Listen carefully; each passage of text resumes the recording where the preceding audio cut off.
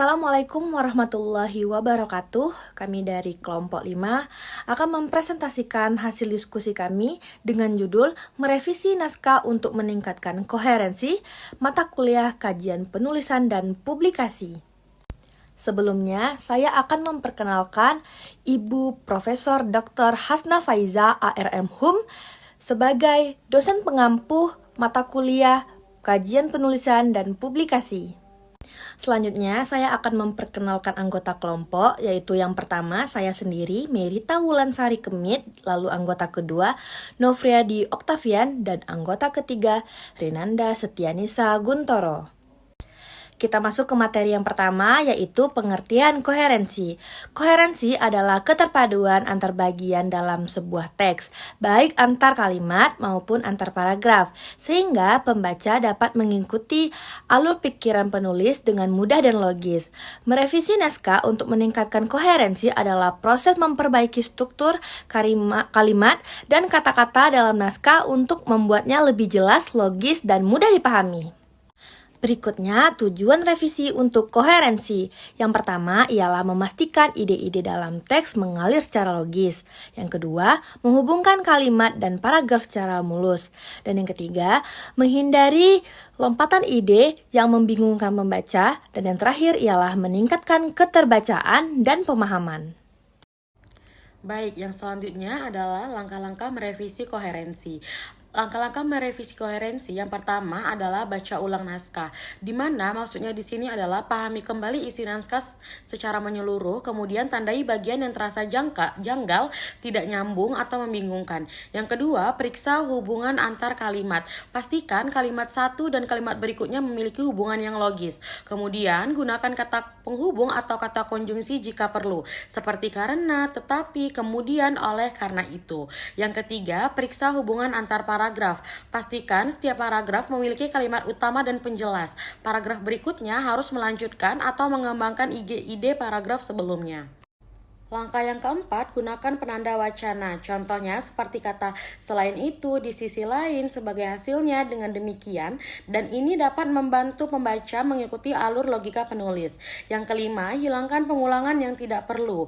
Ulangi ide jika diperlukan untuk penekanan, tetapi jangan berlebihan. Yang terakhir, tambahkan atau hapus informasi. Tambahkan penjelasan jika ide terasa menggantung. Kemudian, hapus bagian yang keluar dari topik atau mengganggu alur. Seperti itu. Selanjutnya saya persilakan kepada rekan saya selanjutnya. Baik, di sini saya akan menjelaskan tentang materi yang dapat membantu merevisi naskah untuk meningkatkan koherensi. 1. Struktur naskah. Pastikan naskah memiliki struktur yang jelas, yaitu pengenalan, isi, dan kesimpulan. Pastikan setiap bagian memiliki tujuan yang jelas dan terkait dengan tema utama. Yang kedua, kalimat yang jelas.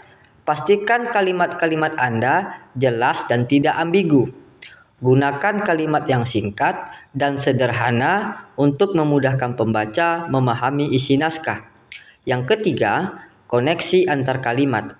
Pastikan ada koneksi yang jelas antara kalimat-kalimat dalam naskah. Gunakan kata-kata penghubung seperti selanjutnya, kemudian, oleh karena itu, untuk menghubungkan kalimat-kalimat. Yang keempat adalah penggunaan kata-kata yang tepat. Pastikan Anda menggunakan kata-kata yang tepat dan akurat untuk mengungkapkan gagasan. Hindari penggunaan kata-kata yang ambigu atau tidak jelas. Yang kelima, konsisten. Pastikan naskah Anda konsisten dalam penggunaan istilah, format, dan gaya penulisan. Hindari perubahan gaya penulisan yang tiba-tiba. Yang keenam, penggunaan contoh dan ilustrasi. Gunakan contoh dan ilustrasi untuk memperjelas gagasan dan membuat naskah lebih menarik. Pastikan contoh dan ilustrasi yang digunakan relevan dengan tema utama. Yang ketujuh, pembacaan dan revisi. Baca naskah Anda secara menyeluruh untuk menentukan atau memastikan bahwa struktur kalimat dan kata-kata sudah jelas dan logis. Revisi naskah Anda secara berkala untuk meyakinkan bahwa naskah Anda sudah benar. Berikut adalah contoh revisi koherensi. Sebelum, saya suka membaca buku. Buku membuat saya senang. Saya juga suka menulis. Kegiatan itu menyenangkan. Sesudah direvisi menjadi seperti, saya suka membaca buku karena kegiatan itu membuat saya merasa senang dan tenang. Selain membaca, saya juga menikmati menulis yang bagi saya merupakan kegiatan yang sama menyenangkan. Demikian presentasi dari kelompok kami. Demikianlah presentasi dari kelompok 5. Atas segala kekurangan, kami mohon maaf. Assalamualaikum warahmatullahi wabarakatuh.